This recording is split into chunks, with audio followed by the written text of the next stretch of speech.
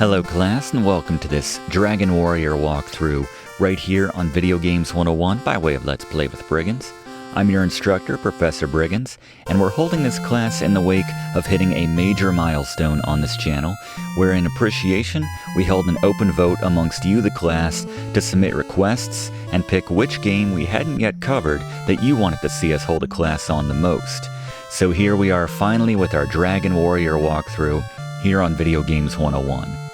In terms of difficulty, Dragon Warrior is a little tricky to appraise because it's very much a get-what-you-give game. Pulling out a New Radicals reference there, excellent record by the way, but I digress. My point is your survival and the perceived difficulty is very much dependent upon how much you're willing to grind, to level up. If you're cautious and put in the work, this game is simple in more ways than one. If you stray from the initial or really any area into subsequent areas you're not ready for, it's virtually impossible. So to sort of average out those two ideas, on a scale of 1 to 10, I'm going to go ahead and give Dragon Warrior for the NES a 5 out of 10. On the frustration scale, this equates to throwing your controller probably in a rage after being killed and losing half your gold just shy of making a key purchase. One which Blaze will be covering, by the way. But don't worry, we've got excellent tips to make this game as enjoyable as possible if you're just picking it up for the first time or you're an old pro at this, but it's been a while. We really do want this to be the definitive and best Dragon Warrior walkthrough you will ever see. Speaking of Blaze, we haven't even begun this class yet, and I'm already going to call him the MVP, or MVTA better said, of this Dragon Warrior class.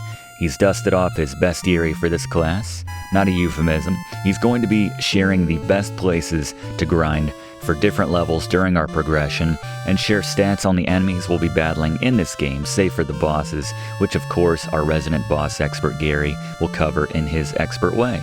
I'll be walking you through where to go and what to do to beat this game as efficiently as possible. Blaze will tell you which equipment and items are worth buying and in what order in his usual items guide, and Fluff is here to keep us entertained during the grind of grinding with fun and interesting facts about the seminal and hugely influential JRPG classic. This is going to be a long yet very entertaining class, so let's run the intro and get into this Dragon Warrior walkthrough right here on Video Games 101.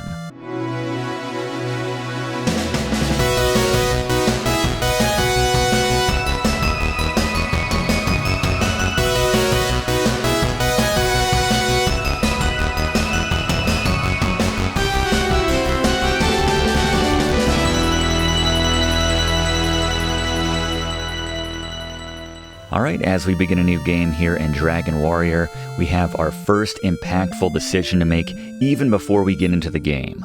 Fluff? That's right, Professor.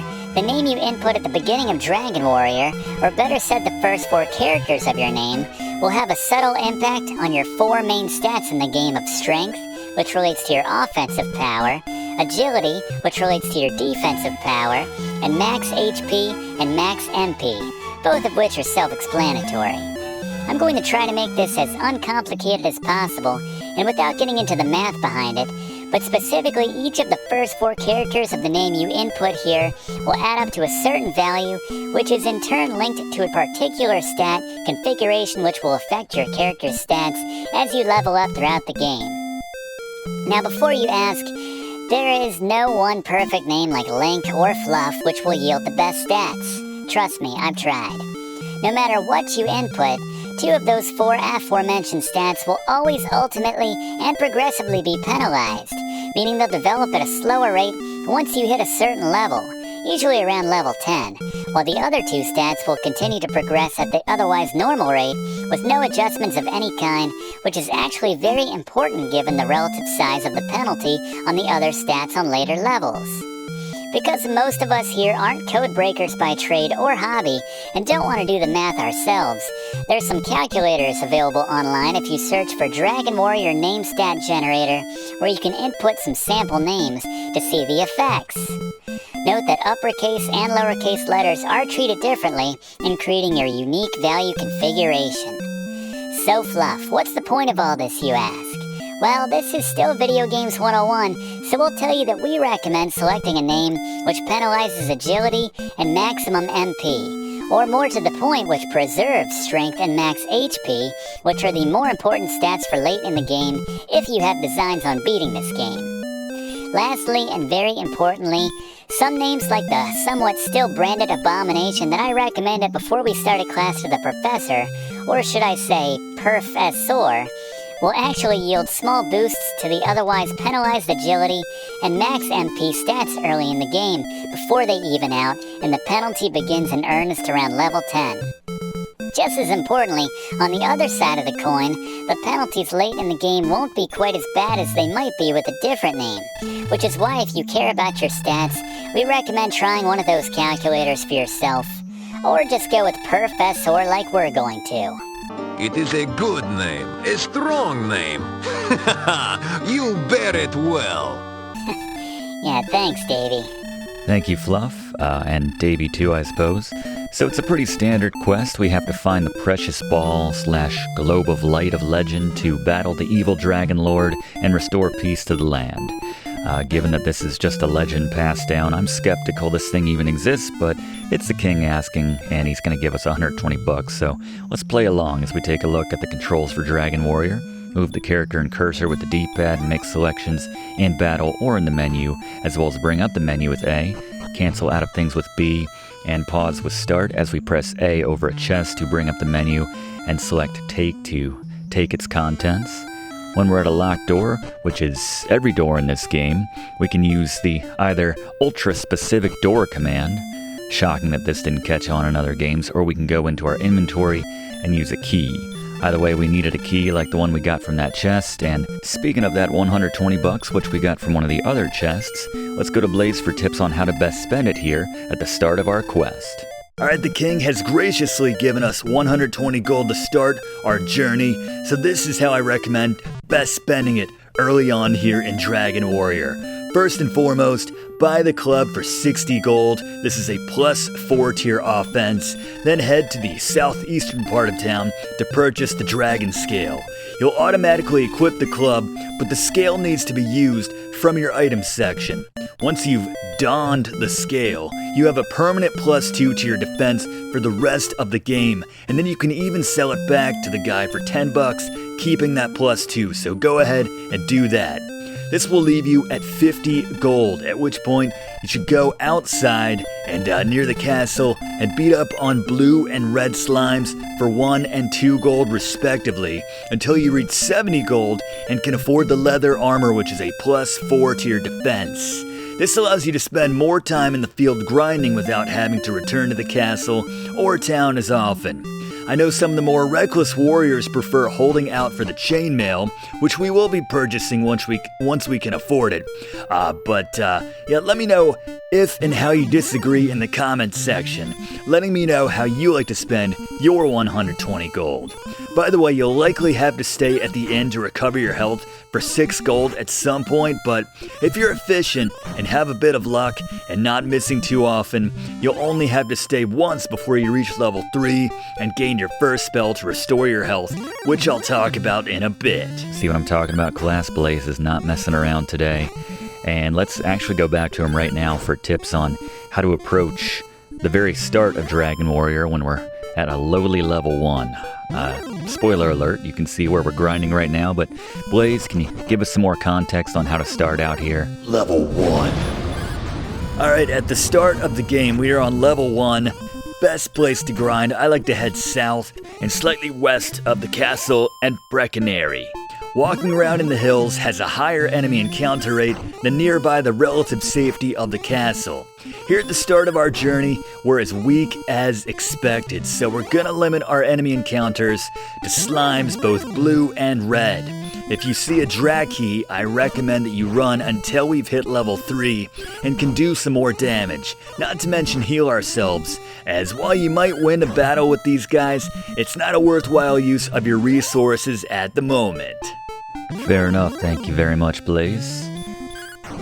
So, the only way we can find out how much experience we need to get to the next level is A, to go back and ask the king, or B, get an item which we do not have access to until relatively later in the game. But I'm here to tell you that The first level up happens at 7 experience, so this will do it for us. On to level 2 now, here in Dragon Warrior. That did not take long. Don't get used to that class. The days of only needing to defeat 7 enemies to get a level up are already a thing of the past. Speaking of which, let's take a look at the Brigsnotes for this Dragon Warrior walkthrough, the keys to beating this game. You'll note that when you're down your last quarter of health or so, you'll get an orangey tint to the screen. Good excuse for us to use the N right here, as Blaze mentioned, but number 1, we've made no secrets about this. Grind, grind, grind, and then maybe for good measure, grind some more. This will keep you alive, and just don't overreach in this game. Blaze is going to talk about where to grind, who to attack with his level and enemy recommendations. He's got equipment recommendations as well, so buy the stuff that he recommends to stay alive. Keep your magic topped off before fighting difficult enemies, and then I mentioned grind. And speaking of Blaze's enemy recommendations, let's get his first overview of who we're fighting early on here in Dragon Warrior. Alright, let's talk about some of the early enemies we can battle here in Dragon Warrior.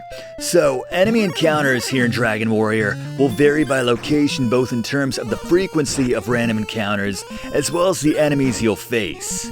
While occasionally there will be a more clear indication that the enemies you can expect to encounter will change, like maybe when you cross a bridge or reach a different floor of a cave, oftentimes it's not as obvious.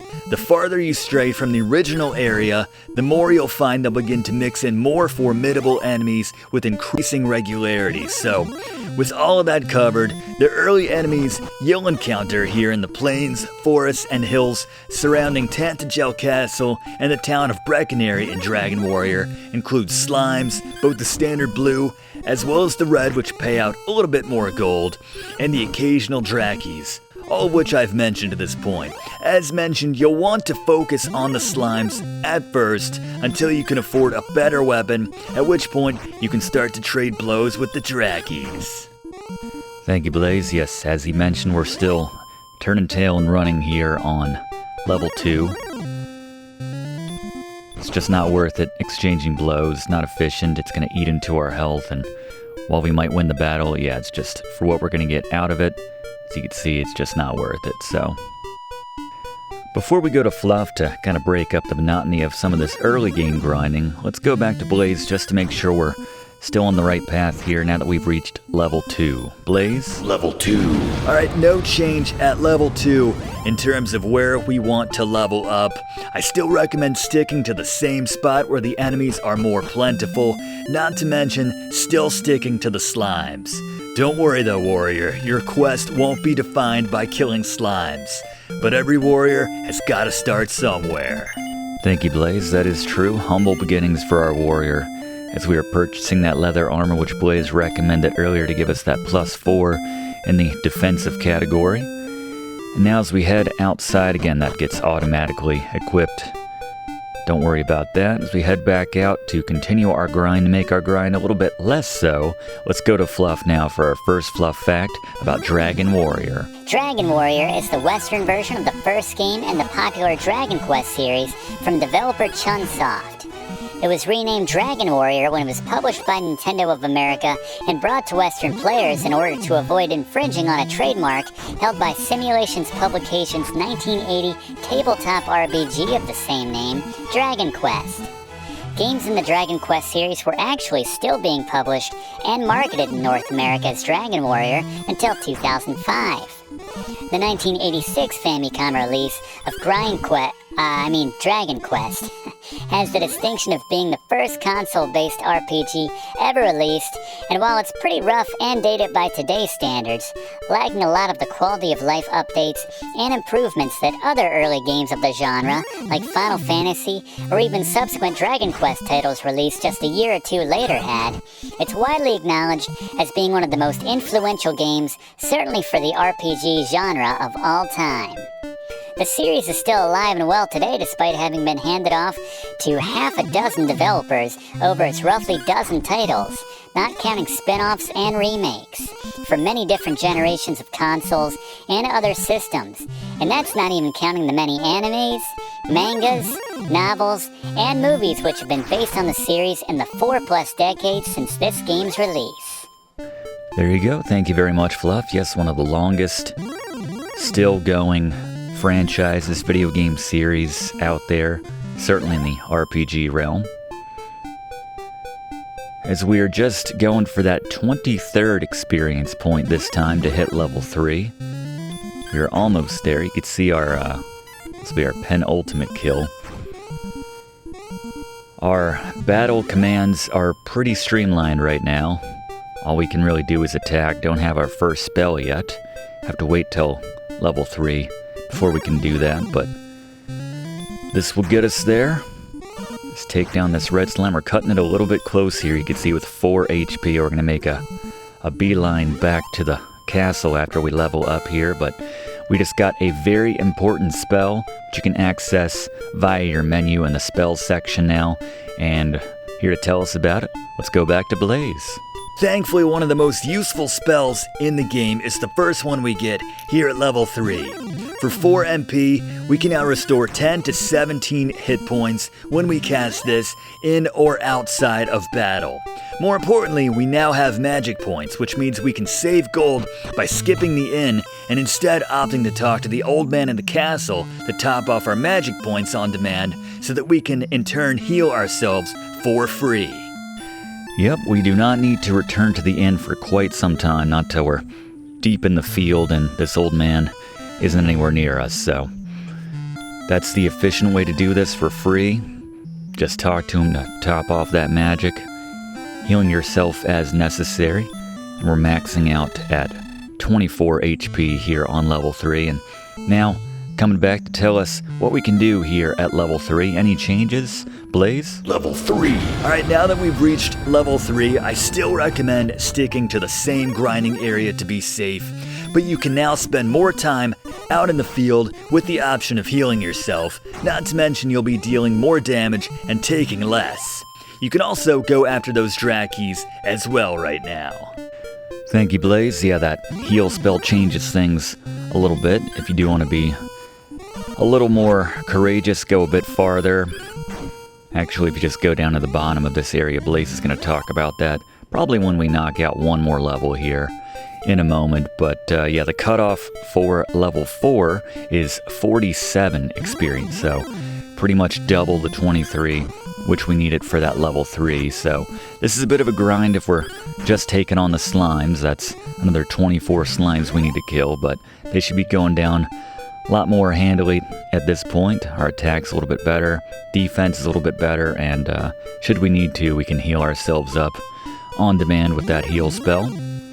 Only have one, unfortunately, with only 7 MP that we can use per cycle before we have to head back, given that it's one of the more expensive early spells which we have in this game. But there you go, taking down a Draki without issue. Or is it Drakey? I don't know, what's the pronunciation that you like to go with on that one, class? You can leave a comment on that.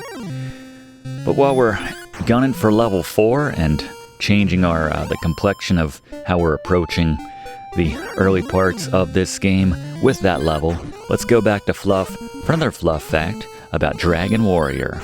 Many Western gamers of the early 90s were introduced to Dragon Warrior, and in many cases the RPG genre in general, by way of Nintendo Power. By the late 80s, Nintendo of America's first president, Minoru Arakawa, had noted how wildly successful the RPG genre, and especially the Dragon Quest series, had grown in Japan. Sensing a potential opportunity for Western players to fall in love with, and more importantly purchase the series, he had Nintendo of America themselves publish an NES version of the original Dragon Quest under the leadership of future Nintendo president Satoru Iwata, with Arakawa hoping it would be a huge success. Unfortunately, by 1989, when the game was released, and in the States, the relatively primitive gameplay showed its age, and even the somewhat updated visuals couldn't compare with other contemporary titles of the day. When the game's poor sales reflected this reception upon release, Arakawa's plans of bringing the entire series to date to America and beyond were dead in the water.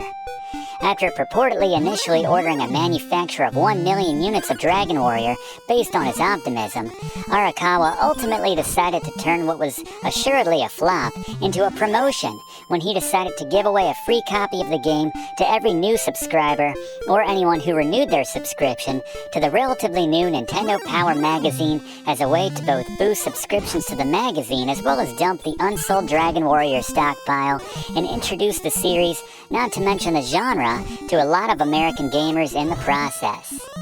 There are some interesting stories about the giveaway itself, specifically about the logistics of shipping hundreds of thousands of games, not to mention magazines, in a very short period of time. By all accounts, the promotion was a success, earning the then-fledgling Nintendo Power magazine roughly 500,000 new subscribers in less than a month. Thank you, Fluff. Yeah, I believe that is how we came by our copy of Dragon Warrior, actually. Started subscribing around issue 10, something like that, so I believe that would have been when that promotion was in effect, but yeah, I'd have to check with my brother on that, him being a few years older than me, and that was more his business, being the subscriber there to NP, but yeah, quite the promotion, getting a free NES game. That was unheard of at the time, honestly. Well, still kind of unheard of. You don't get a quality video game just for subscribing to magazines well, no one's subscribing to magazines anymore, but anyway, we are just one battle away now from hitting level 4. So after we take down this red slime, we'll be getting our second spell, and I believe it's a good one. Blaze, what'd we just get? Alright, we follow up the heal spell with another incredibly useful one here at level 4, the generic Hurt Spell. I like it. Who needs specific element types when all we really want to do is hurt the baddies? So, for just 2 MP, we can inflict 5 to 12 hit points of damage to our enemies, making this the recommended opening move in most battles for the next few levels. Note that like most of the offensive or status affecting spells in this game, some enemies have a chance at resisting it when we cast it on them, though the Hurt Spell in particular has a relative few enemies which are resistant against it, and most of them are much later in the game. Thank you, Blaze. Using Hurt on this Draki just takes him right down. Love to see it. Also love to see us at level 4, Blaze. Anything new with our strategy at this point? Level 4. Alright, level 4 is the first game changer with how we approach battles, as our Hurt Spell takes out most enemies in these areas with 1, if not 2 at the most, uses. If you've gone ahead and gotten the dragon scale and leather armor like I recommended, at level 4 you're ready to head down to the southernmost row of hills south of the castle, where you'll find a new crop of more dangerous but better paying out enemies. This is the best place to grind for the next few levels before we'll finally look to leave this area and begin to explore, but it's nice, it's close to the castle, we can retreat as necessary back there, talk to the old man to top off our MP, and heal as necessary. Thank you, Blaze.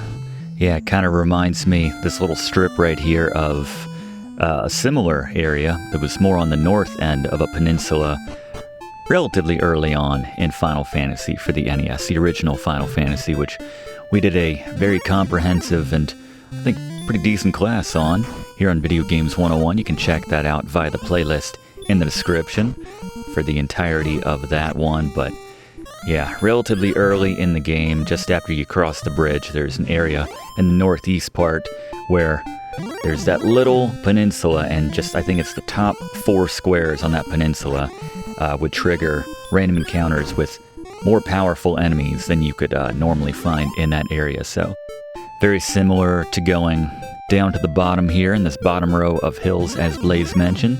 You can see already we have our first magic Draki, much more powerful than the standard blue variety.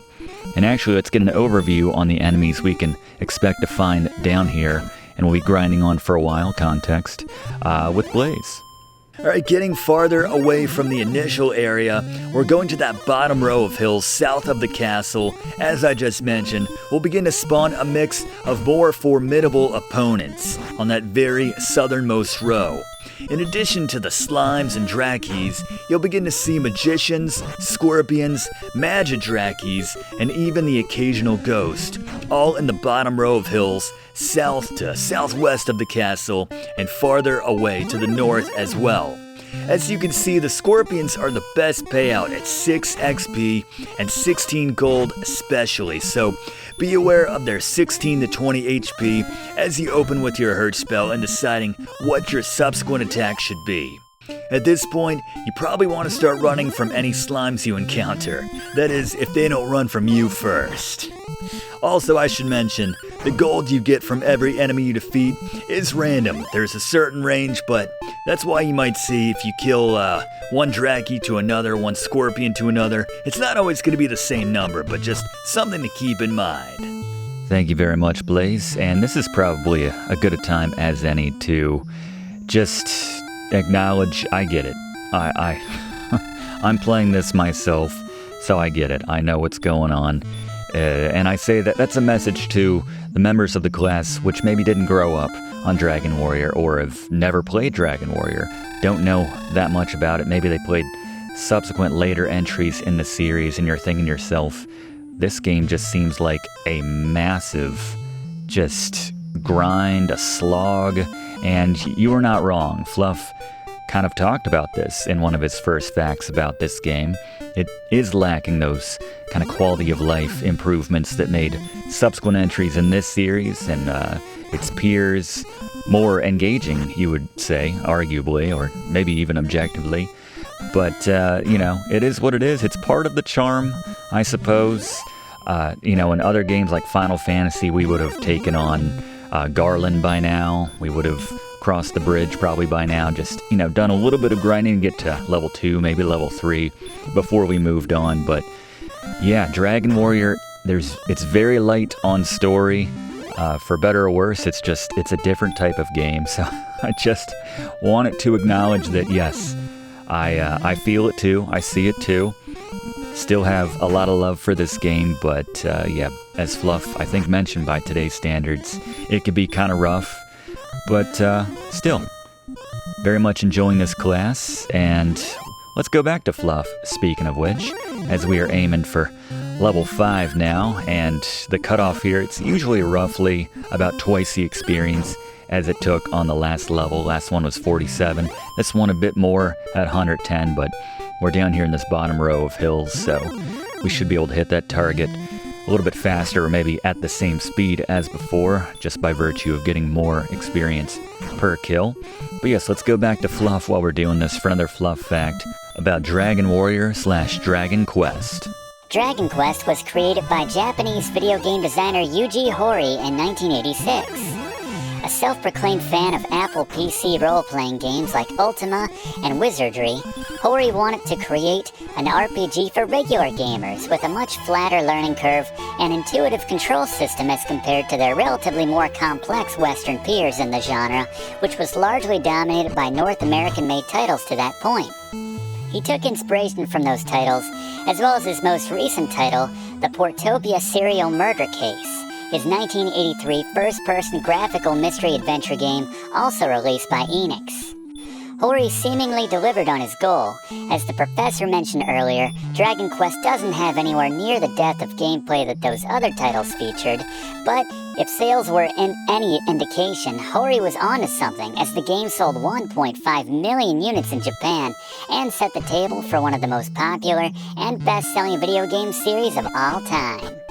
Thank you, Fluff, and yeah, that's a good point to make about this game. It's very repetitive, but it's also very simple in that it's very easy to pick up and play if you're intimidated by the greater depth of some of those other series, which this game is based on, or some of its peers. Then this is a very simple game to pick up. It's just you got to put in the work. It's the only way. It's the only way to approach this game, essentially. But a lot less story. Not all that much in the way of bosses, really. Won't be bringing in Gary for a while here in this one, but ultimately we are on a quest to collect a few special items which will allow us access to the final area of the game. So that's sort of the story, the objective, if you want to think of it like that. But en route to doing that, we have a lot of enemies to get through, because very dangerous, as I kind of talked about in the difficulty appraisal at the start of this class. The further you get away, they start to introduce more dangerous enemies, and you can't hang with them. You try to run from them, they'll block you and put you down very quickly. So the only way to make any progress in this game is to put in the work. So that's why we have this walkthrough for... Yes, this is pretty much the most efficient way to make that progress and put in that work, or get the most out of that work. But speaking of getting something out of the work, we just hit level 5. Blaze, what do we got? Level 5. Alright, no changes here at level 5, though you should be about ready to purchase the Copper Sword, which will give you a substantial boost to your physical damage, which will allow you, in turn, to take out enemies sooner, to conserve health and magic, and ultimately spend more time grinding to get the next couple of levels faster in the bottom row of hills we're sticking to at the moment. Thank you, Blaze. Yet looking forward to upping our offensive abilities with that Copper Sword. 10 gold from now. If we don't get killed before then, again, that I might, I've dealt with a lot of my anger issues, I think, by now versus my younger days. But yeah, in this game, if we went from 170 to, I guess, 85 gold from being killed, we would respawn at the king. And yeah, that would be frustrating. That might inspire a controller throwing moment right there. Thankfully, we made it back to the castle. Once you get out of that bottom row of hills, it's much safer, and you can certainly run from any battles that you come across. No one's really going to block you when you're at level 5 in dealing with those early enemies, the first ones which Blaze talked about. Just make sure we're topping off our health here at level 5, and then once we're at 35, getting our magic topped off as well. Now at 21 magic points, which is nice. We can now cast 5 instances of heal, but really you want to focus on saving that MP for using the Hurt Spell, as has been our opening move. As Blaze mentioned, the best defense is a good offense. I know that's not exactly the saying, but certainly holds true for a lot of Dragon Warrior right here. But let's get these last few pieces of gold by taking on these tough baddies down south. Magician doesn't want to go down right here. Multiple instances of the Hurt Spell here. Again, it's RNG, random numbers, so you never know what you're going to roll exactly in terms of dealing out the damage. But we have our 180 gold, so we can head back to the town now and purchase that Copper Sword. And Blaze, what's so special about it? Alright, once you hit 180 gold, return to Brecconary and purchase the Copper Sword. At plus 10 in the offensive category, this is 2.5 times more powerful than the club we've been beating enemies to a pulp with at this point. So this is a substantial upgrade in our offensive capabilities and makes a great 1-2 punch along with the Hurt Spell. Thank you very much, Blaze. Well, as we're breaking in our new Copper Sword, excited about it, let's go to Fluff and get another Fluff fact about Dragon Warrior. Fluff? In a bit of an anomaly in comparing the NES versions of games versus the Famicoms, Dragon Warrior is one of the relatively rare examples of a game which was password-based for its Famicom release, but came with a battery in the cartridge for saving progress for multiple saved game files in the Western NES version. At 3 years between the Famicom and NES releases, admittedly, this relatively longer break between the localized version versus the original Famicom release accounts for this in part, as by 1989, including batteries in some NES games was becoming more commonplace. I talked about this in our class on the second quest in The Legend of Zelda for the NES, but this battery-powered RAM chip in the cartridge was written to and read from as necessary.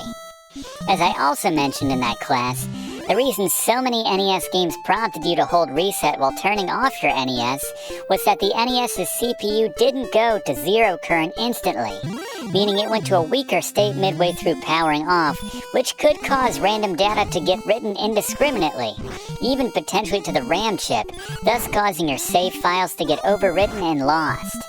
Holding reset forces the CPU to essentially freeze without doing anything during the powering down process, thus ensuring your data is protected.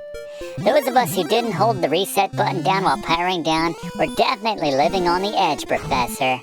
Yes, we certainly were. Thank you very much, Fluff. Although this game would be on the short list of games where I would absolutely not risk it. Not only would I make sure to hold down the reset button, I would recite a poem, just perform a ritual, whatever they wanted me to do to ensure that my save game process was intact, because I gotta tell you, had I gotten to level 15, 16, 17, you name it, all the way up to the level which we recommend beating this game on, I think if I had lost that overnight due to a battery issue, I would go through probably a whole host of the things which we have in the frustration scale here in these Video Games 101 classes. There would be controller biting, throwing, angry letters would be written, deals to the devil would attempt to be brokered, all that bad stuff, I suppose. But you know what? As we are continuing on here, trying to get to level 6, let's just jump ahead a little bit. This is, we're not showing you anything new here, so let's go ahead and do that now. And actually, we're not quite at level 6 just yet, but we do have the money now for our next purchase, so let's go back to Blaze. Alright, for 90 gold, you can add another +4 to your defense in the form of the small shield. Because this is relatively inexpensive, with you only needing to kill 10 or so enemies down south, it's not a bad pickup for the price before we move on.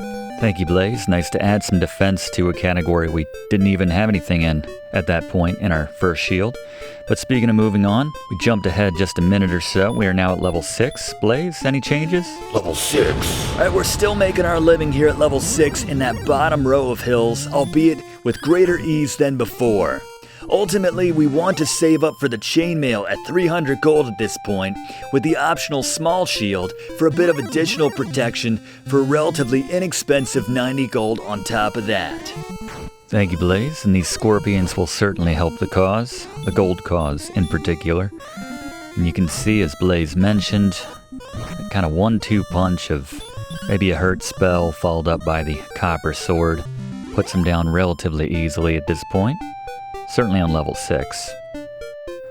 It's nice though, part of the benefit of leveling up near here is that we can still easily pop into the castle on demand.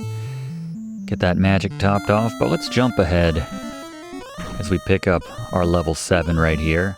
We have plenty of gold now, we can make that purchase, but let's go back to Blaze as we find out about a new spell we're getting here at level 7.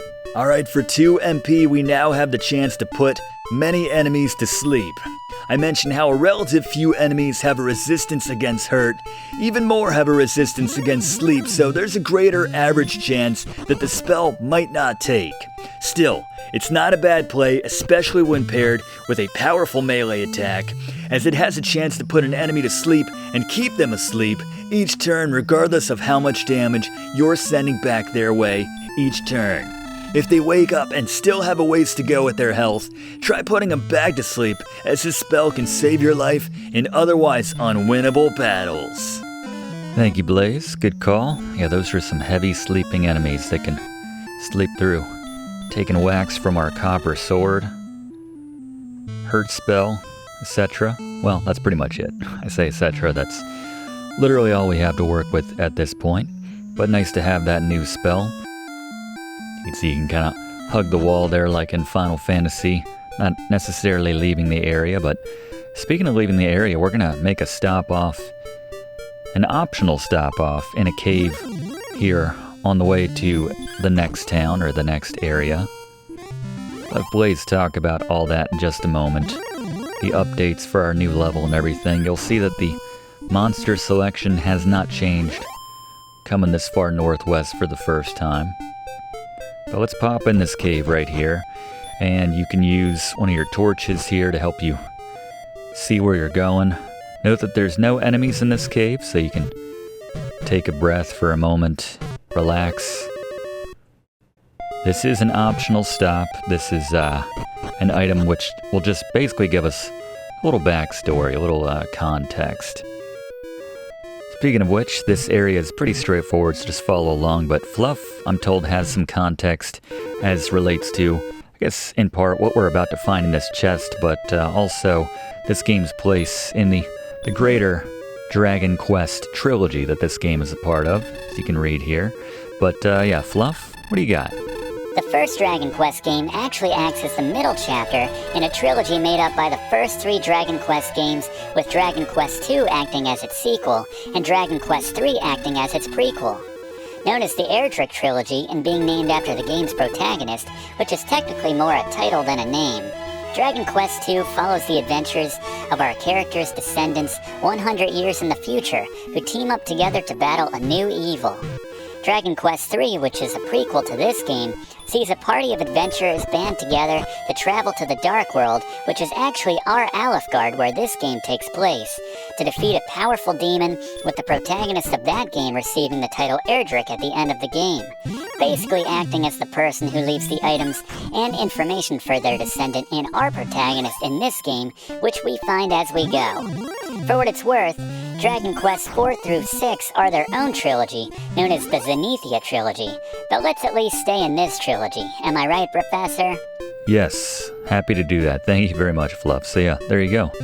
Nice little way to tie the third game released as a prequel to this game, kind of make that link right there. So that was the character that left that note that we just found in that chest. But we are heading northwest now, and Blaze, I'm taking this as a sign that we can finally, here at level 7, leave that last area. Level 7. Alright, now that you've reached level 7 and have the sleep spell, the best place to grind is in the mountain cave, which you can access by going south of the northwest town of Garenham, where you can stop off and grab the chainmail armor.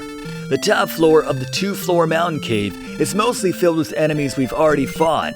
Plus it has an herb in a chest which respawns every time that you re-enter the cave to ensure that you keep your health relatively topped off while staying relatively even in your inventory supply as well. If you find yourself getting behind in either the health or spare herb departments, just run from as many battles as possible while you grab the herb and re-enter. Just note that you'll need to use a torch each time until we get a spell to help us light up the dark. That is, unless you know where you're going by heart at this point.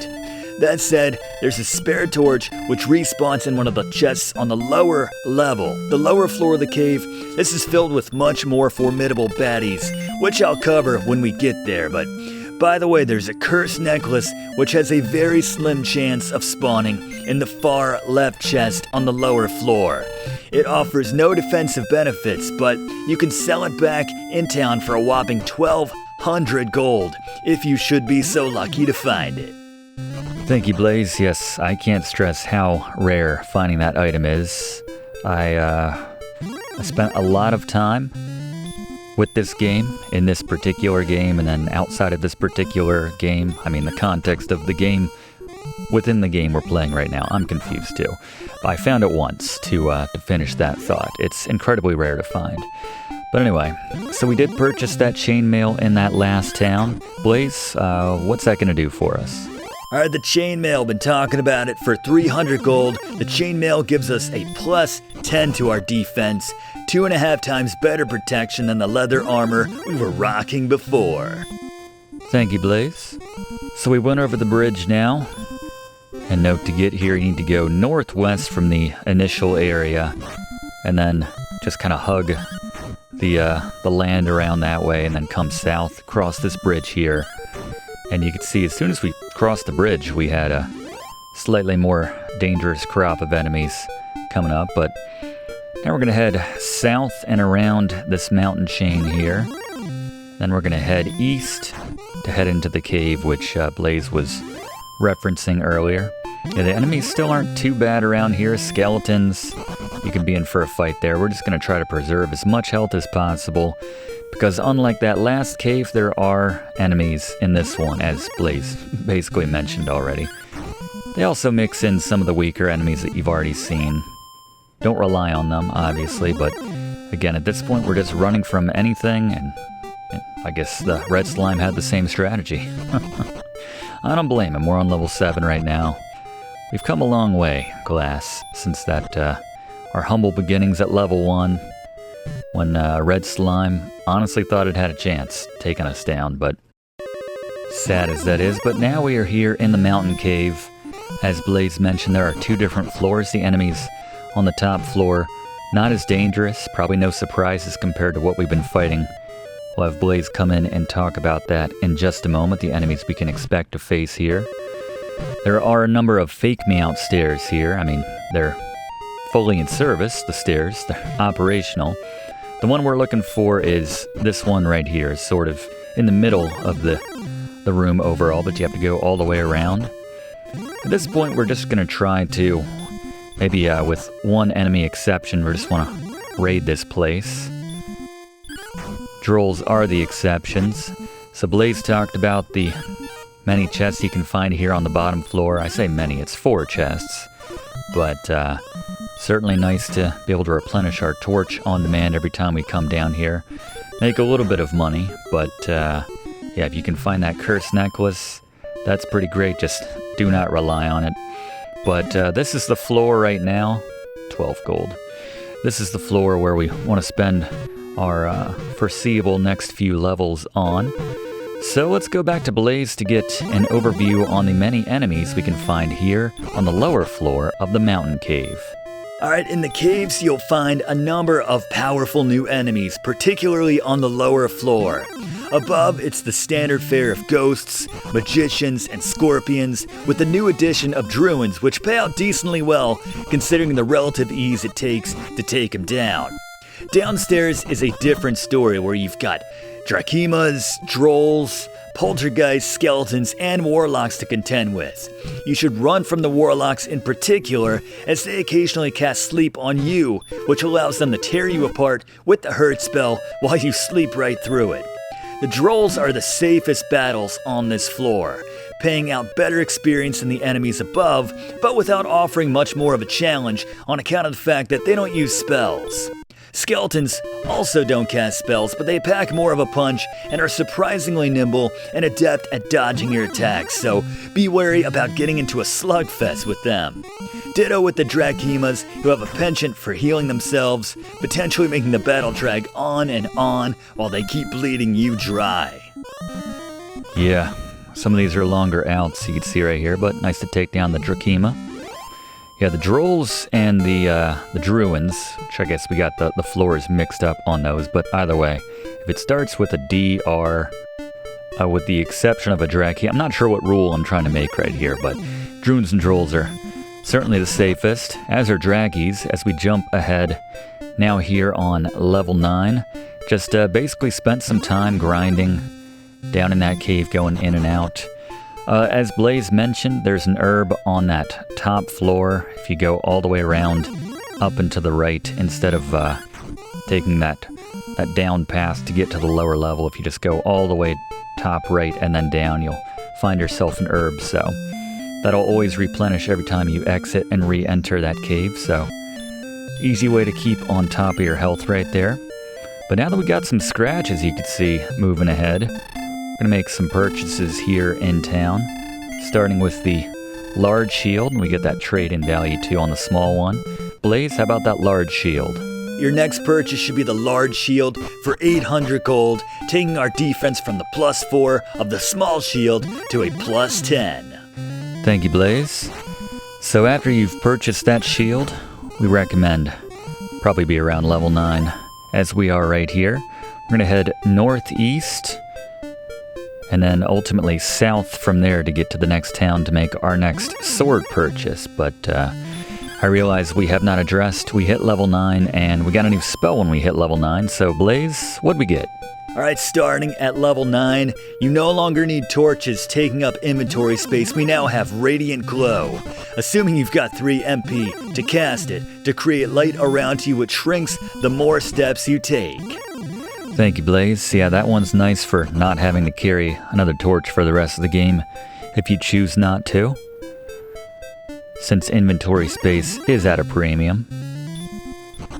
So you can see as we moved back in the relative vicinity of the starting area, Breckenary, and the castle, that the enemies have reset to much easier crop, but that's going to be changing as we ultimately move south.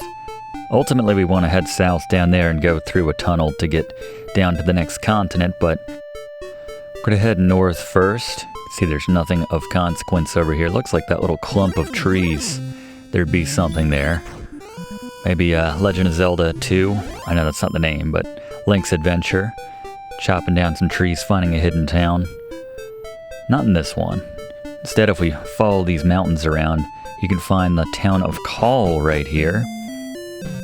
Nothing that we need necessarily in this town that we haven't gotten already. You can stay at the inn for 20 gold. You can see if we look at the wares for purchase. It's got some decent armor, but we're really in the market for the next sword upgrade, which we will have to find down south.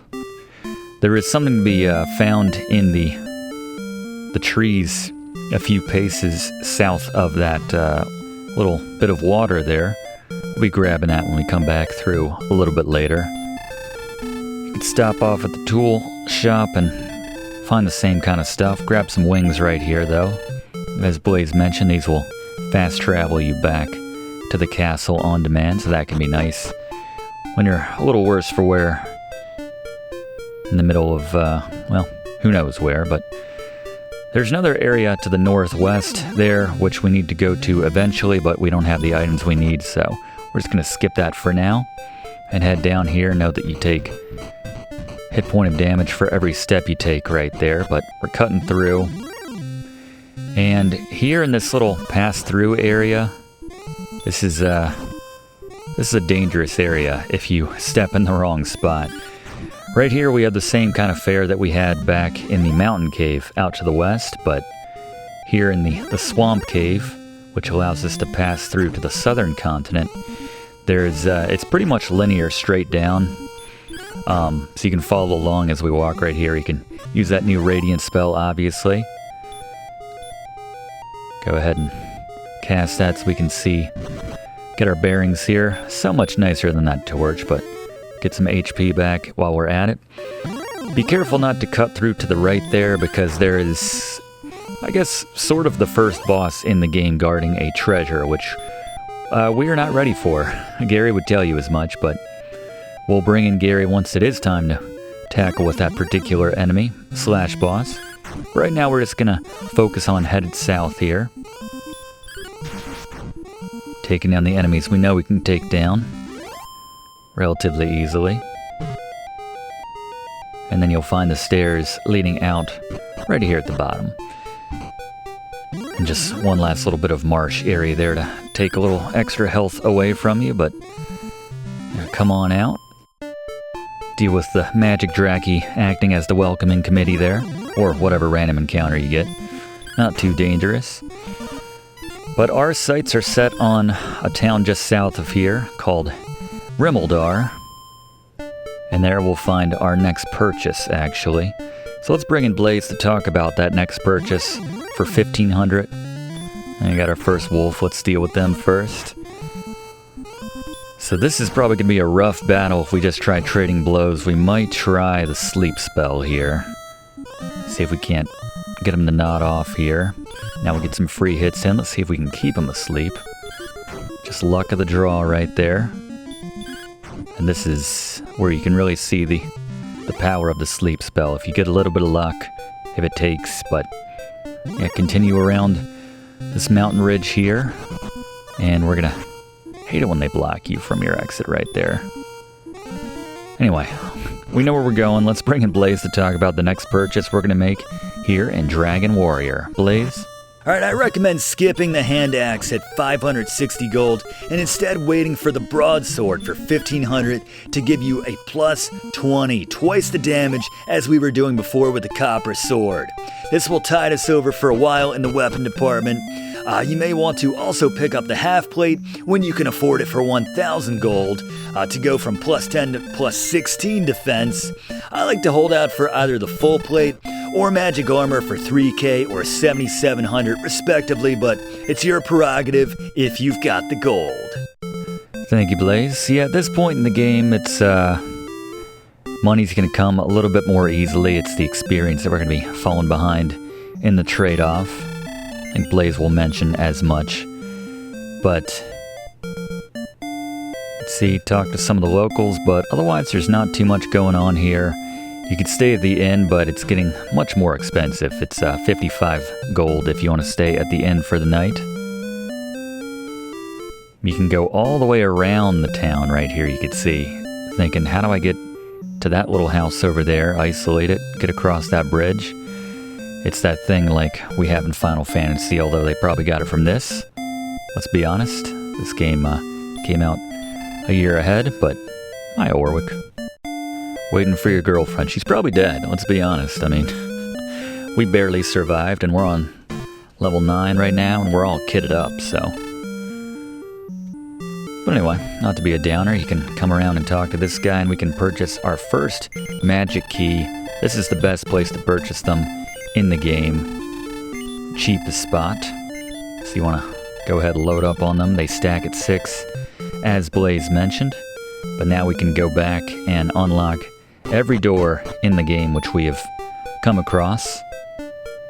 There's no trust here in Dragon Quest. Everyone locks every door all the time. You'll find locked doors here in the inn, actually. Quite genuinely, very few of the doors, despite the many that we've come across, very few of them actually are worth using. One exception is here in the castle, where we can actually open one door to purchase more keys, so a little bit more convenient than having to go all the way out there to the eastern part of the map, if you're back in this area. I don't see surprise we never get ourselves a spell, which unlocks doors, unlocks keys as well. I feel like that's not the first time I've made that mistake here on Video Games 101, but yeah, they're not super cheap, considering, you know, we're still holding out for either the half plate, the full plate, or the magical armor, as Blaze mentioned. So, use your keys advisedly. Again, we can use one right here. You can either use the key in your inventory, or you can go ahead and just click the door command, and that will automatically use one, but you can see this guy's charging 85 for one.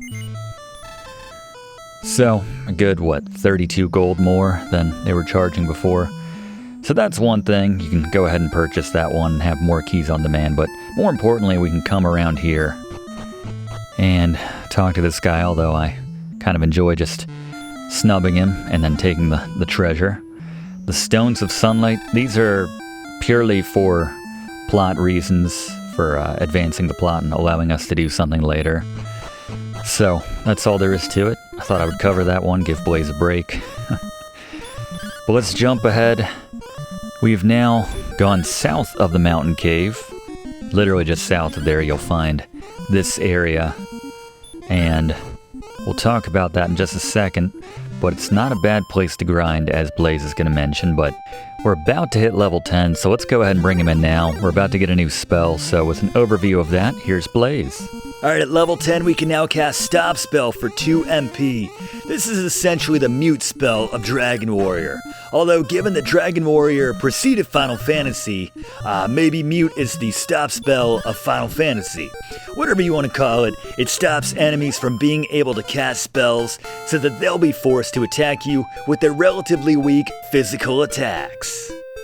Thank you, Blaze, and level 10. So we're now in this new area. What can you tell us about level 10? Level 10. Alright, once you're at level 10 with the broadsword, you can reliably take out the higher paying enemies south of the mountain cave, like Goldman, or is it Goldman? Who isn't much for XP, but it pays out anywhere between 150 to 199 gold per kill. Just make sure you're topped off on health, as he in particular packs a big punch. Thank you, Blaze. Yeah, we can reliably probably spend the next few levels there, making a lot of bank in the process. We jumped ahead to level 11. We're about to hit 12 right here, but Blaze, what can you tell us about those enemies south of the mountain cave? As I just mentioned, these enemies in certain parts of the overworld pack a punch, but pay out good amounts of gold relative to the other enemies we fought before. The metal scorpions don't pay out as much, but they're very susceptible to being put to sleep. The wraiths, wolves, wolf lords, wyverns, and the aforementioned Goldman, or Goldmen, are all dangerous, so make sure your health is always topped off before every battle, but this is a great place to grind for the next few levels, to say the least.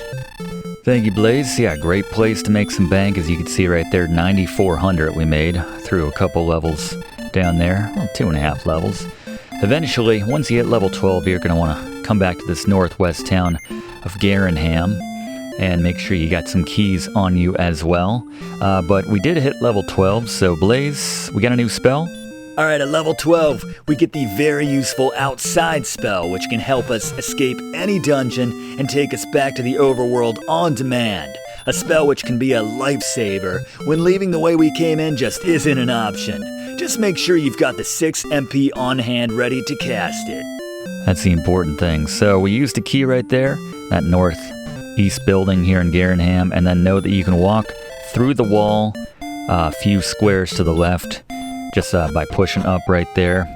And then make sure you don't walk outside of that area, otherwise you'll leave town. But come to these stairs, gonna cast Radiant, and now here we are in the Grave of Garen. We have some decently formidable foes down here, which is why you probably want to be on the level that you're on when you get here, why we recommend level 12, but also making sure you got plenty of keys in here as well. There's multiple floors here. I just recommend running from all the battles, you know. We're not here to grind. My favorite grinding place is down there in that south area, south of the mountain cave at this point, as Blaze mentioned. We're just cutting through here so we can ultimately get ourselves an important item, which is going to be at the bottom of this area.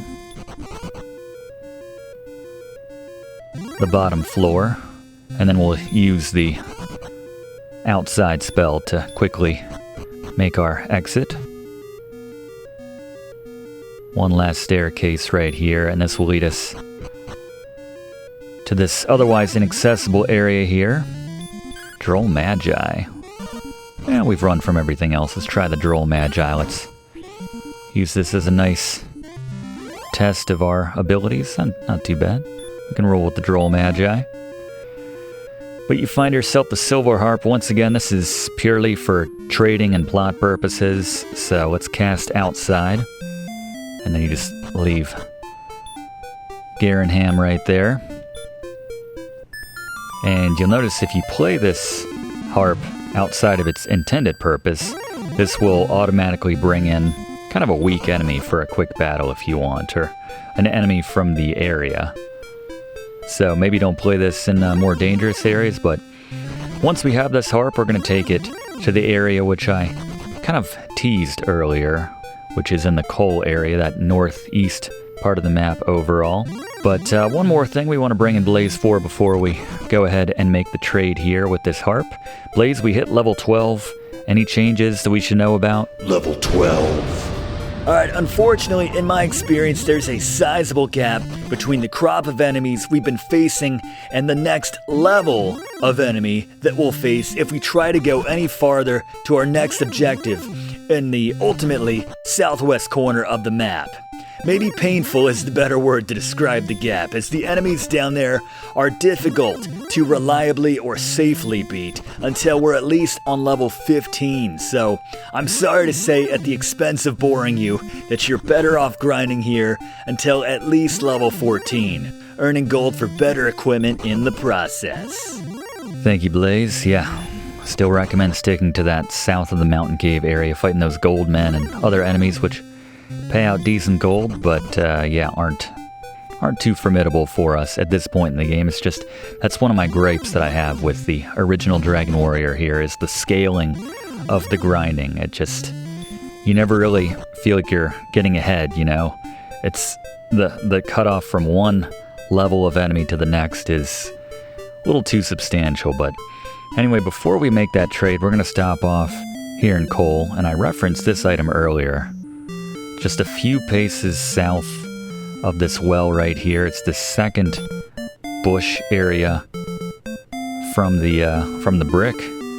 Second south from there, you'll find the fairy flute, and we need this to just get to enter a town down to the south, or it'll help us, better said, enter a town down to the south.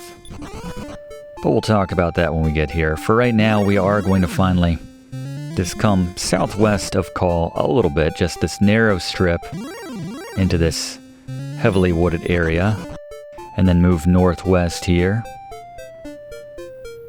and then just this strange isolated staircase sticking out like a sore thumb. But we can finally come down here, and if we didn't have the harp before, he would just tell us to find the harp, get out of here basically. But now that we have it, he'll get out of the way, and we can take the Staff of Rain. Yet another item. It's just a lot of trading to get items that we need to ultimately access the final area of this game. But talk about that once we get there a little bit later. But no other purpose, no boost to our health or stats in any way. Purely there for plot purposes.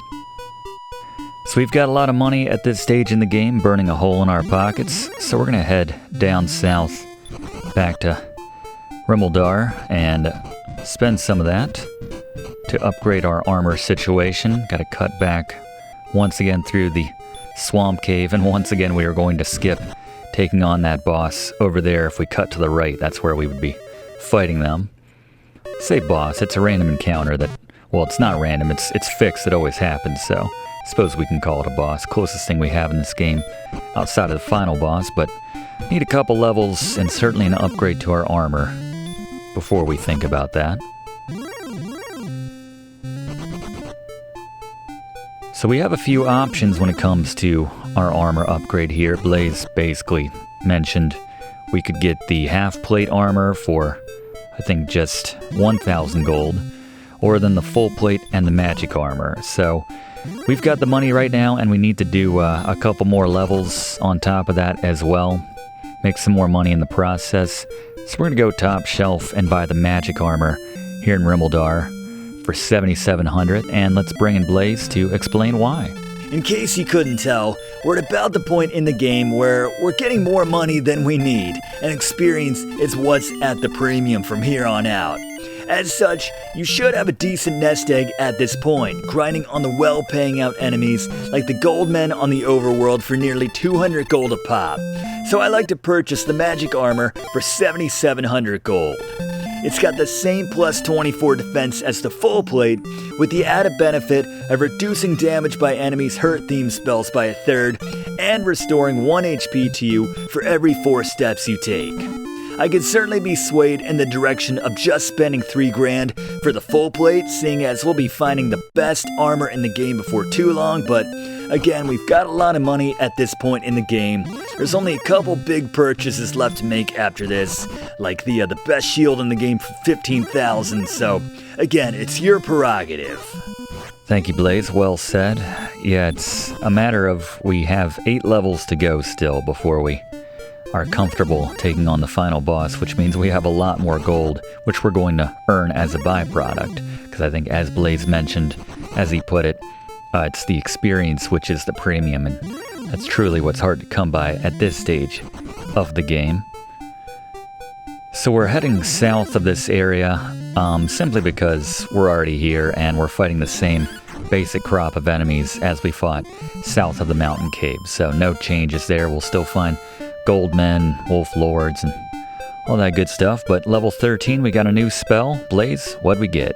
While Outside transports you to the overworld, for 8 MP, you can now transport yourself on demand back to Tantegel Castle, just like using a wing, allowing you to top off your magic and heal yourself.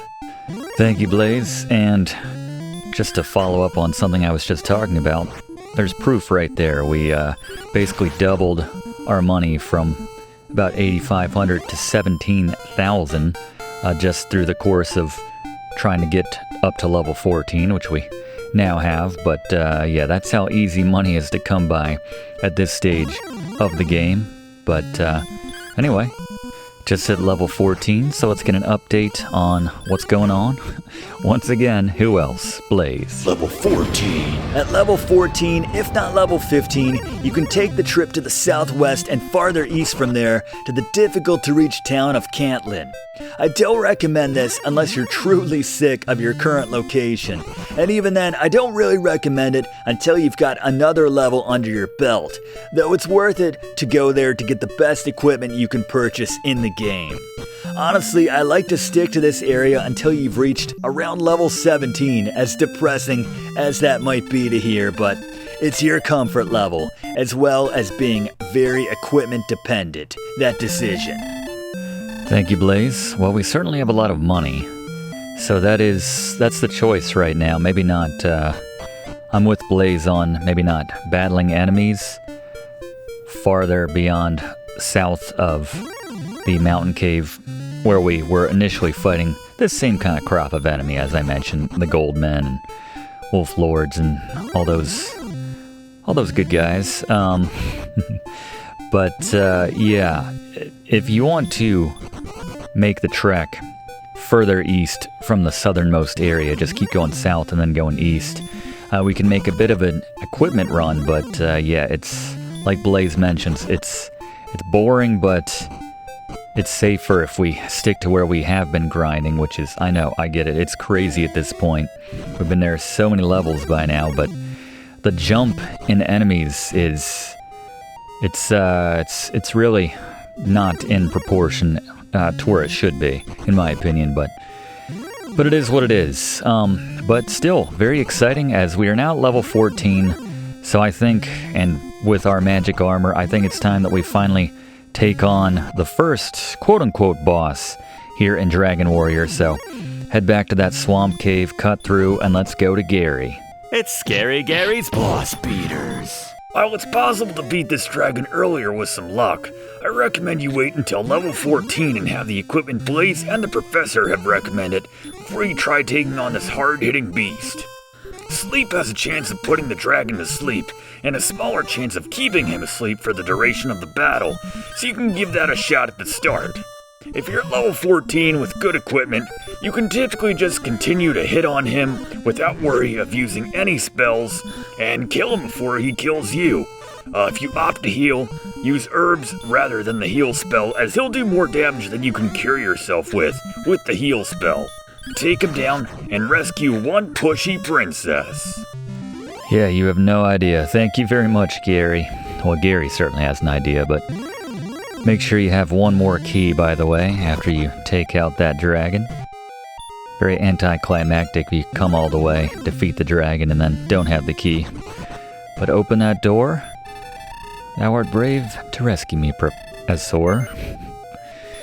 Yeah, you can say no as many times as you want, but thou must, I said no. That is one of the quotes associated with this game, and that's not the last time we'll hear it either. Yeah, she does come on pretty strong. So you can literally walk back to town with her in your arms, but no reason not to just go ahead and use the return spell. Take a shortcut back to the castle if you got the MP after that battle, which you should if you waited till level 14 and you had some luck with the sleep spell in particular as well, so you didn't have to heal yourself up too much. Kinda ridiculous that she insists on us carrying her the whole way, but here we are. Thank goodness for that spell.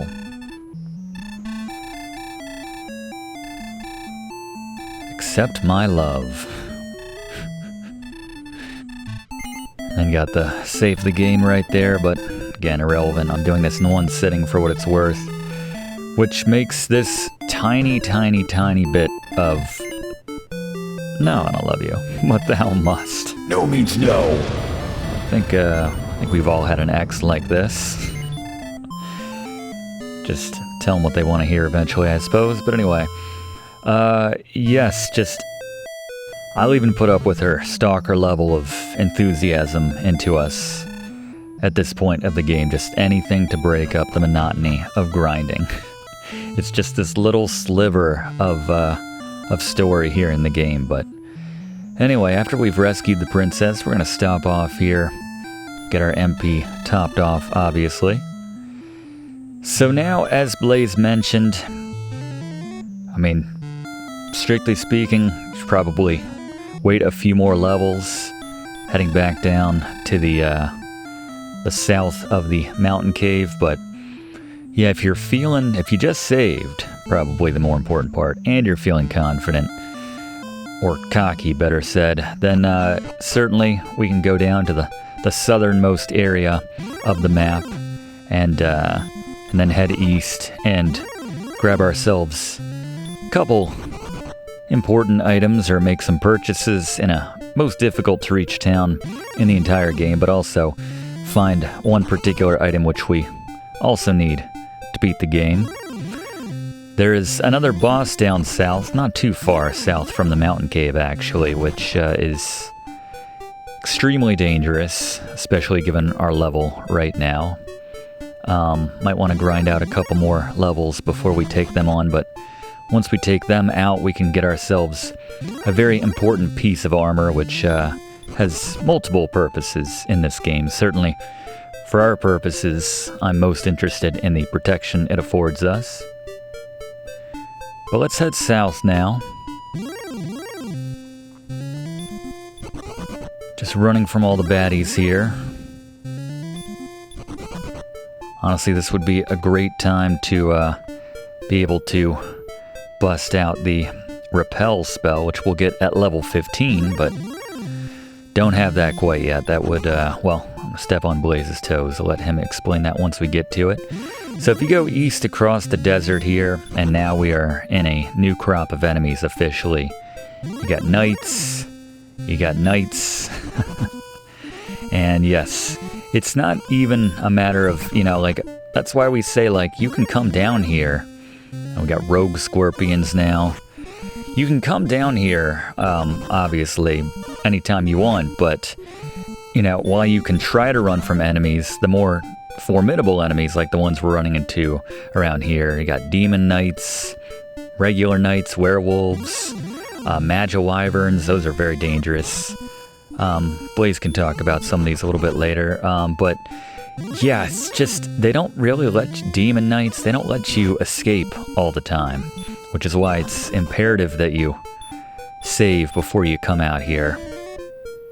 And again, why we recommend maybe having a couple more levels before you make the trek out here, but it's just the equipment is so nice and we have so much money in our pockets right now from all that grinding. Even the slime got upgrades at this point in the game. Very fancy. I'll be bringing Blaze to give an overview on these guys, but we're not trying to fight them right now. We're just trying to get away from them as often as possible. But yeah, go around the southernmost tip right there. It's one of those werewolves. Like the animation of the bad guys, just don't like it when they block us out. Star wyverns, very dangerous. Any one of these enemies could crush us very easily. They're even getting their hits off before we have a chance to get our own attacks off.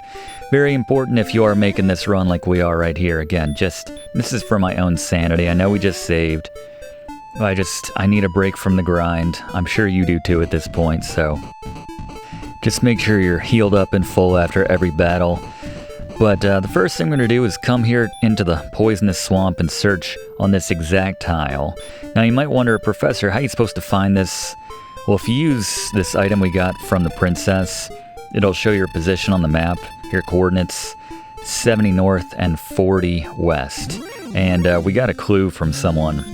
If you talk to everybody, again, I know where this is, so it's not a big deal, but they would tell you it's that many paces just from relative to the castle. So that's why you would use that item to find your position.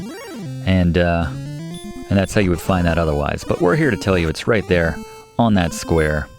Basically 4 up from the ocean and just a couple right from that southwest most ocean tile right there that cuts in. Well, you saw where it was. But that's where we find Erdrick's token, which is yet another purely to advance the plot item in this game. Doesn't help us otherwise, so. Note we can use that Gwaelin's Love item to also see our experience to the next level, for what that's worth. So now we just need to make our way and try to get there in one piece to the town of Cantlin, which is a bit more west and then north and then east, kind of going around some mountains and just taking the right route to get there. But that's where we'll find ourselves the best equipment in the game. They certainly have all the armor, but they also have the best sword in the game that's not a quest item, essentially. We'll get the best sword eventually, which can't be bought, has to be earned/found. But, and the best shield as well we can purchase in this town. So follow this around this way. We want to save up, again, as much health as possible. Hopefully you got a little bit of magic. Hopefully you've got a full complement of those herbs as well. You might want to start falling on those as well. Or falling back on those, I should say. If you want to fall on them, that's your business. But, alright, so to get to this town, we actually are forced into kind of what we're going to call the next boss battle in this game. So it's right on the north entrance to town as you're coming in. You see, we're just putting these guys to sleep and then running away, taking that opportunity because they'll just take too many hits. But all right, next boss, let's go back to Gary.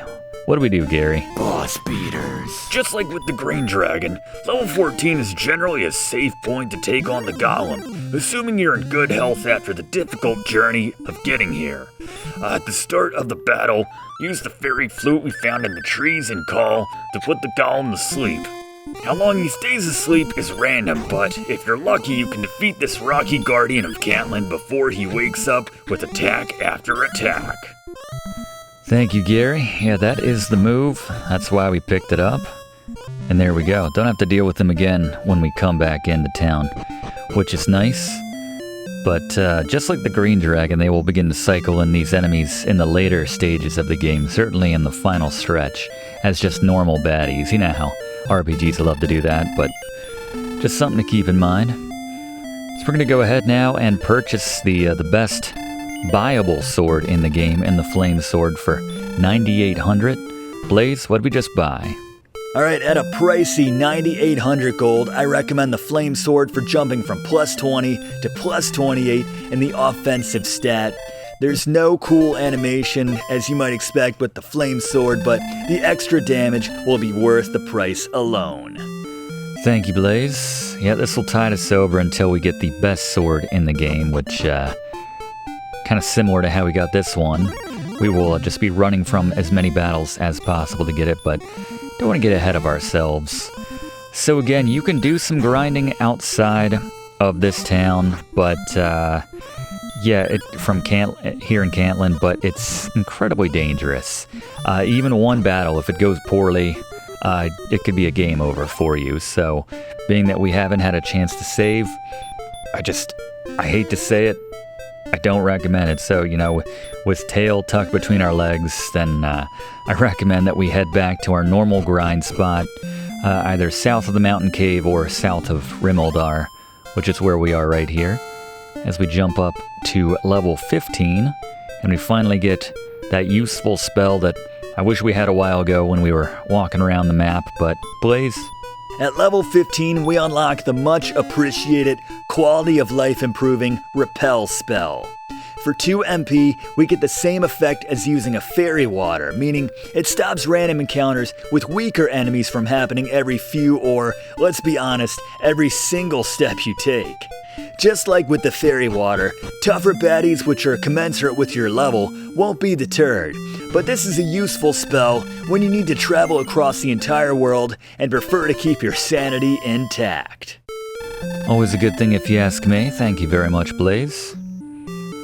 Yeah, very useful spell just for getting around.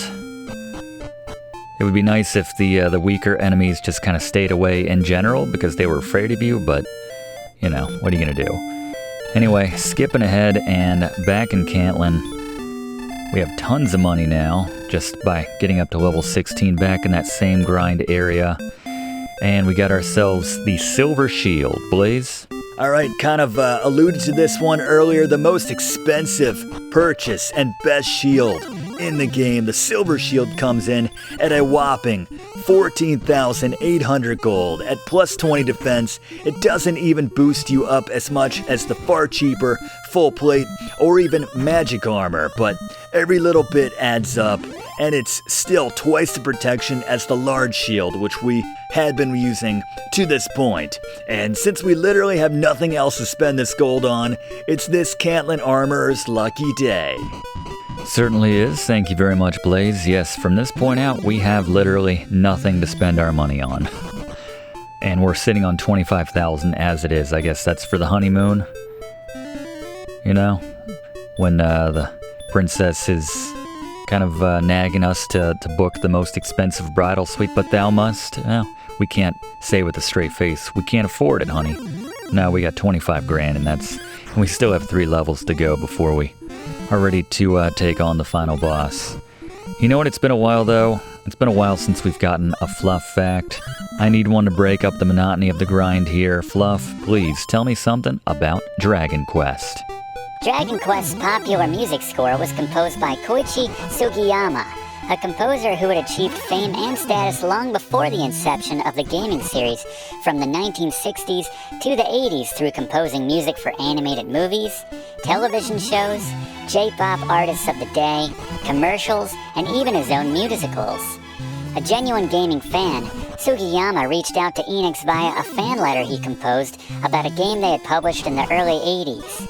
Enix was floored that someone as celebrated and decorated as Sugiyama would write to them, and they asked him to create music for their games in response. One of Sugiyama's first titles for Enix was Dragon Quest. He also did something relatively unheard of at the time, recording his score with a live orchestra and releasing it on CD as the Dragon Quest Suite the same year of the game's release in 1986. Sugiyama impressively composed for the entire series of Dragon Quest 1 through 11 until his death at 90 years old in 2021, composing over 500 pieces of music for the series over a 35-year stretch. Thank you, Fluff. Yeah, it's nice music, but it's hard to be objective when you've had it driven into your skull for the last, well, I don't want to say how many hours it's been, but it's been a few hours of grinding. I'd say probably all total. There's a lot of it, but I referenced this earlier. You're going to start to run into some of these enemies that we've treated as bosses earlier, in this case the Green Dragon, but speaking of bosses, time for another one. Let's go back to Gary. Boss beaters. Alright, the Axe Knight, I recommend that you reach level 17 and have the Flame Sword, Steel or Magic Armor, and the Silver Shield before taking on the Axe Knight. At the start of the battle, make sure you cast Stopspell to keep the Axe Knight from casting Sleep on you, which is essentially a game over if he gets that spell off. At that point, just trade attacks with him. If you're on level 17, have the equipment, and are going with a strength and max HP build, like Fluff recommended at the start, you'll take him down before he takes you down. Thank you very much, Gary. And, our reward? Erdrick's armor. Blaze? Alright, I love Erdrick's armor, not just because it brings our defense from a plus 24 to a plus 28, or because it reduces damage by the hurt spells by a third, and makes you resistant to the stop spell, or even because it restores 1 health for every step you take. All of which is true, but I love it because it's free. Best armor in the game, enjoy it. Thank you, Blaze. And speaking of it heals you every step you take, I realize we got a new spell at level 17 and 1, which is very important in these boss fights and just these enemy battles in general. Healmore. Blaze? Alright, at level 17, we earn what's arguably the most important spell in the entire game, considering you can't beat the final boss or save Alefgard without it. For 10 MP, you can restore up to 100 HP, making it the only way to keep your health topped off at pace with the toughest baddies in this game, including the final boss. Just make sure you go into the toughest battles with your MP topped off. Thank you very much, Blaze. Yeah, that is a game changer. It's a game saver. Not literally in the same context of saving your game, but look at this. We can now step on the areas that would normally deal out damage to us. So just follow along as we're going to the southern tip of the coast to collect an item to get to Dragonlord's castle. But Blaze, level 17, how about it? Level 17! Alright, once you hit level 17, you can now recover Erdrick's armor like we just showed in Hawk's Nest in the desert before setting your sights on Dragonlord's castle to recover Erdrick's sword. With this equipment, you can now hold your own in battling the enemies on the first floor of Dragonlord's castle. So make sure you keep your health topped off during and between battles with the Healmore Spell, and retreat back to rest at Realmordar as necessary, especially when you're on level 17 itself. As I'll cover when we talk about the enemies on that floor, this is the best place to get you across that finish line target of level 20, which we recommend for taking on the final boss. The end is in sight, game player. Hold out for final victory. You're getting close now. Thank you very much, Blaze. As we talk to this man here, he would not see us until we could prove our identity, essentially. And in Dragon Quest times, they didn't have, real ID or anything like that. No, here we need to show up with that token, which we found in the swamp to the west. Nice to see the Repel Spell holding up here so far. I guess it deems the enemies to be weak enough in this area. Yeah, such a quality of life improvement right there. Again, it would be nice if the enemies just kind of ran away of their own accord, or if it could work on the stronger enemies maybe as well, but not the case. But anyway, once we have that drop, we're going to head northwest, but not going back to the swamp cave. This time we're going to head west as if we just came out of that swamp cave. Go into your inventory and use the rainbow drop right here. Get treated to some fun rainbow colors, but more importantly, a bridge forming. Definitely think that Square ripped this off for the beginning of Final Fantasy. Sort of the, relative beginning after you take down Garland and the game kind of begins in earnest. But anyway, we finally have access to the Dragonlord's castle here, and we're not ready for this. We're not ready to take on the Dragonlord himself, but we are going to be running through and running from every single battle possible en route to collecting the best weapon in the game. So just follow along, and as we're doing this to break up the monotony of running from countless battles, or attempting to run from countless battles, and make a left here, just follow this track. You'll see there's a couple locked doors and staircases, but those are ultimately dead ends for our purposes. So you see, this seems like a dead end at first glance, but if you head around back behind, whatever you want to call this, a throne or whatever, search right here, and you'll find a hidden passage. Very exciting.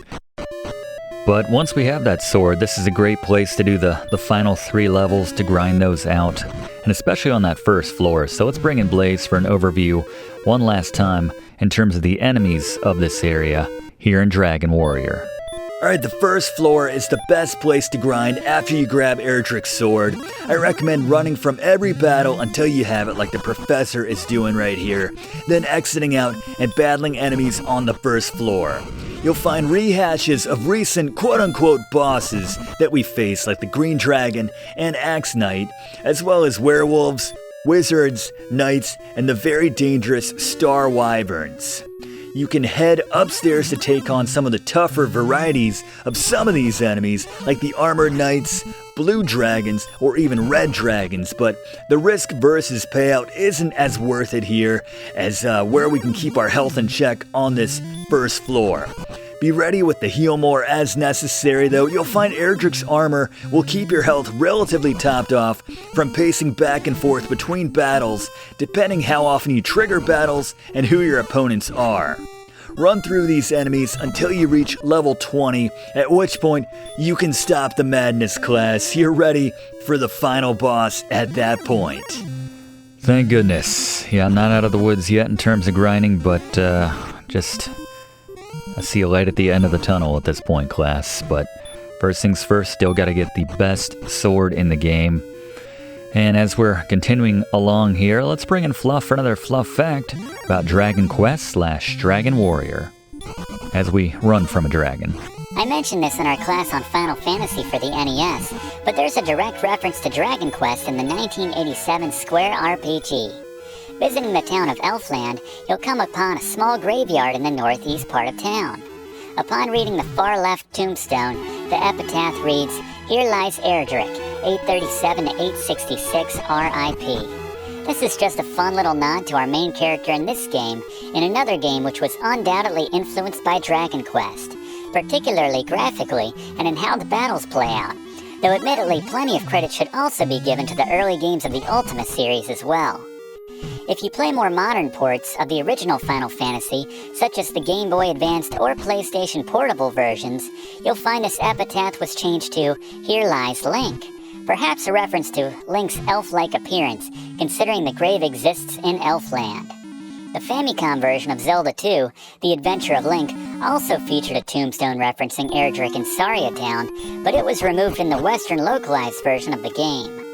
Plenty of references, though, to show the esteem and fondness other developers of the genre at the time had for the seminal console RPG in Dragon Quest.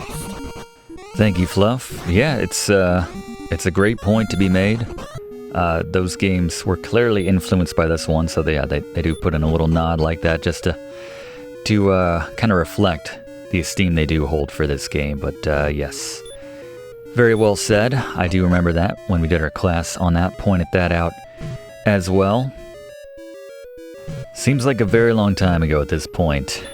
Certainly in terms of classes, but certainly in terms of grinding. But anyway, we are finally at the chest. So we go from our flame sword stat right here to finding the best sword in the game. Blaze? Alright, we finally have the best sword in the game to go with the best armor and shield in the game. Erdrick's sword gives you a huge boost to your attack, bringing you from the plus 28 of the flame sword to a plus 40. May your enemies tremble before you, class.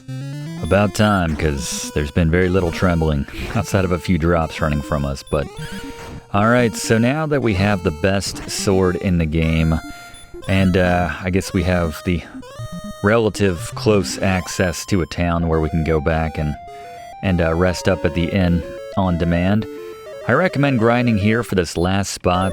Blaze, as we jump ahead, obviously, we get one last spell at level 19. Blaze, what did we just get? Alright, at level 19, we receive our final spell of Hurtmore. As the name suggests, this hurts more than our original hurt spell, but the late timing of when we get this spell makes it largely redundant, considering both that it's ineffectual against the final boss and that there's no reason to grind beyond level 20 in this game. Still, Hurtmore, 5 MP, use it to get to that final level. We recommend if you want. Thank you, Blaze. Yeah, you can mix it in. I just assume use the MP for using the Healmore, topping off our health every several hits, so it's however you want to slice it. I'm not sure how the math breaks down, but again, it's just one last level at this point. And this should get us there as we jump ahead one last time. My goodness, class. This has been a long one. Alright, it's all good stuff from here on out. Certainly from where I'm concerned.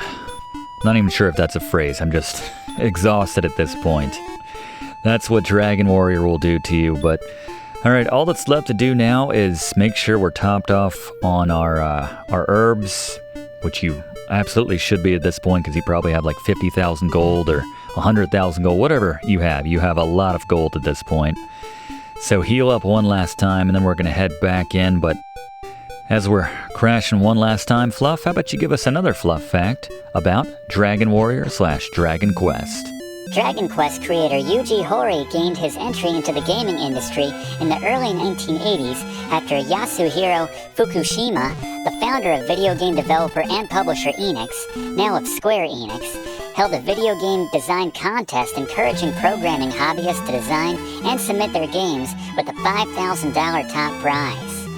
Fukushima actually began Enix in 1975 as a tabloid publisher before making a move to take advantage of the video game craze of the early 80s by transitioning into video game publishing for Japanese home computers of the time like the FM7, PC8800 series, and X1 series. The only problem was Fukushima didn't know how to program, nor had any programmers on staff.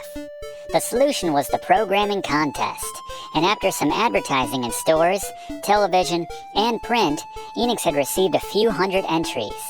They whittled them down to 13 winners, which were then refined and released.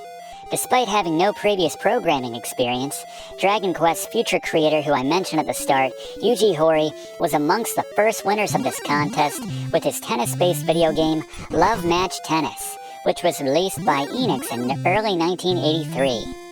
Horii subsequently created the aforementioned The Portopia Serial Murder Case, a graphical novel first-person mystery adventure game which members of this class will note looks an awful lot like the Mac Venture series of adventure games which came out a few years later from ICOM, which we did classes on late last year like Deja Vu and Shadowgate, games which were undoubtedly inspired by Horii's work. Portopia was also notable as being one of the main games along with Super Mario Bros., which Metal Gear creator Hideo Kojima cites as helping to inspire him to enter the gaming industry.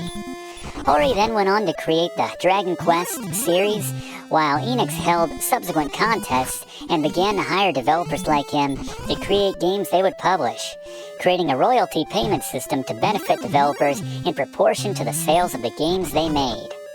Enix's early home computer games also featured a photo and brief resume of the developer on the back cover of their games to help give them a little additional exposure and act as a bit of a calling card for the developers. To sort of tie a bow on this fact, Enix published dozens of solid games between the early 90s and early 2000s, like our favorite Illusion of Gaia, before they merged with one of their biggest rivals in the RPG genre of Squaresoft in 2003, to make the company that has existed as Square Enix in that capacity ever since, releasing classic titles in the Dragon Quest series, Final Fantasy series, plus plenty of other games to this day. That's pretty crazy. The idea that he's like, I want to make video games, but I don't know anything about making video games. So let's just have some contests, and then we'll just, whatever the best submissions are, we'll just put those games out and give them credit. I don't know, it's clever. Certainly clever, and they're making their royalties and everything. Just not the model that you normally hear about, or we normally hear about in these classes, so. And bears worth mentioning, I've complained about the grind. I mean, that just comes with the territory, especially playing a game like this, 30, 40 years after it came out, that tastes have changed, games have changed, and we've been conditioned differently, certainly, than it used to be. But yeah, playing these games in the 80s, I remember playing Final Fantasy in the early 90s and not minding the grind at all. I don't think it was as bad as this, to be fair, but yeah, enjoying the grind, or maybe better said, enjoying getting out what you put in. And as we are still continuing on to take on the final boss here in Dragon Warrior, how about we get one more Fluff fact from Fluff? You got one more for us? I talked earlier about how Nintendo of America's first president, Minoru Arakawa, bet big on Dragon Warrior's success in North America. It's hard to fault him considering he had seen firsthand the phenomenon the series had become in just 2 short years in his native Japan. By the time Dragon Quest III came out 2 years after the first game, it sold a record 1.1 million copies in its first day alone, an unheard of feat for a video game at the time. By 1991, it had sold a staggering $230 million, which is over $500 million today, adjusting for inflation. Beginning with Dragon Quest IV, The publisher Enix began releasing new Dragon Quest games on weekends in Japan because police complained too many kids had skipped school to pick up a copy of Dragon Quest III when it was released on a weekday. After taking an extra year in development, anticipation for Dragon Quest IV was through the roof when it was finally released on February 11, 1990. That's a Sunday, by the way. And this bared out in sales which absolutely shattered the aforementioned Dragon Quest III record, this time selling 1.3 million copies within its first hour. It took a few years for the series to really take off outside of Japan, but with it now having sold nearly 100 million copies worldwide in total to date, it's fair to say Arakawa's hunch was ultimately vindicated. To say the least. Thank you very much, Fluff. And it goes without saying you should make sure that your health is topped off before you start this battle, preferably using herbs and not eating into your magic. And he'll ask you if you want to join him. It'd be a weird about face after all that grinding to say yes. And then he'll call you a fool when you say no, but anyone who's got Gary in their corner is no fool. Gary, take us home. Boss beaters. Alright, the Dragonlord, the final boss here in Dragon Warrior. First I have to mention this because it makes me laugh, but you can actually run from this battle at any point. The lowly scorpions of Alefgard will block you if you try to run, but not the toughest creature in the entire game in Dragonlord. Anyway, if you're at level 20, have a strength and HP based build, have Erdrick's sword, armor, and the silver shield, all like the professor and other TAs have recommended over the course of this Dragon Warrior walkthrough, you basically can't lose this fight. The key is to keep an eye on your health. In his first phase, the Dragonlord will just hit you with weak melee attacks or the occasional Hurtmore for mid-20s damage at most. Nothing compared to what you're dishing out with Erdrick's sword, which should be your main move. Once the Dragonlord reveals his true self, a dragon, believe it or not, he's going to start hitting you for 35 to 45 damage on average, whether he's using melee attacks or breathing fire at you. Keep that in mind and use Healmore anytime your health drops below 60 just to stay safe. Your attacks won't do nearly as much damage once he changes his form, probably averaging around 10 damage or so per hit, but you can outlast him by having more than enough MP to keep your health up while you chip away at his 130 hit points. Defeat the Dragonlord, and congratulations, you have beaten Dragon Warrior and are a true hero of Alefgard. Thank you, Gary. Excellent work today. We're not out of the woods yet. As Gary recommended, just keep on top of your levels right here. Get the hits in until your HP drops to a critical level, in that 50 to 60 range, at which point top it off. Certainly right now. He shouldn't have too much more in the tank himself. One more hit might do it. There it is. Oof.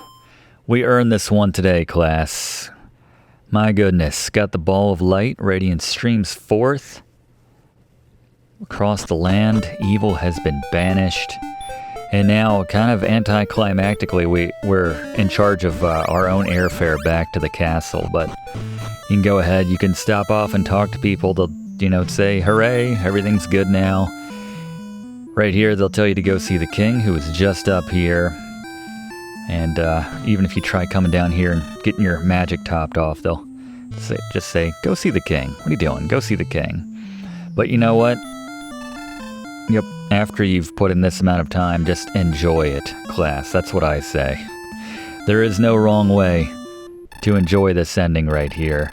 The legends have proven true. We are indeed in the line of Erdrick, and we have the right to rule over the land. But for one of the first times in the game, we actually get to speak and we say, we want to seek out our own kingdom, our own adventure. And once again, the princess, pushy as ever. We should have snuck away before the king made such a big deal about it. But thou must, but thou must. She just wears you down, class. I'm taking out a restraining order. I don't feel good about our future together, but whatever. As long as she's happy, I guess. Unless the dragons return again. And apparently she doesn't walk. Not when we're around. But thou must. Congratulations, thou hast restored peace unto the world, but there are many roads yet to travel. May the light shine upon thee. That's a nice font. I like the colors right there.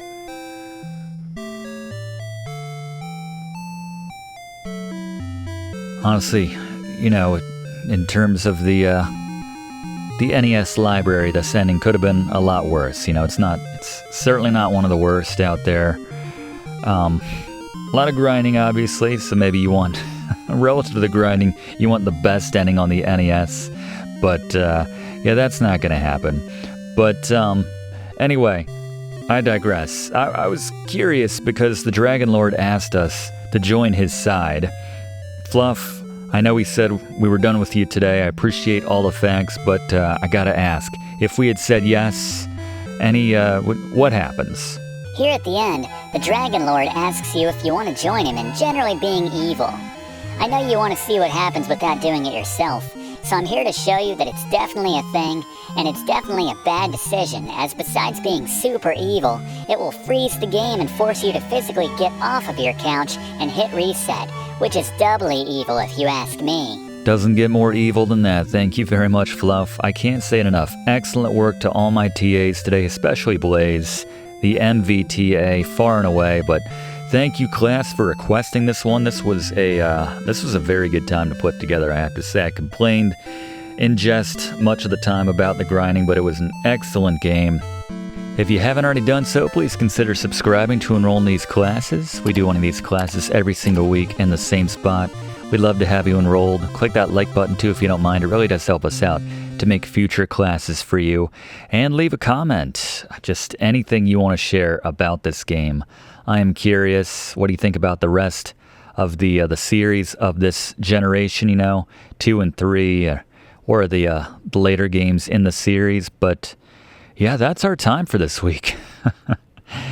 Grinding will do that to you. We'll see you next week in the same spot for next week's class right here on Video Games 101. Thanks for watching, and don't forget to like and comment on this video, and click subscribe if you haven't already, as this seriously helps me to keep making great content for you. And check the description of this video to see what song is playing right now.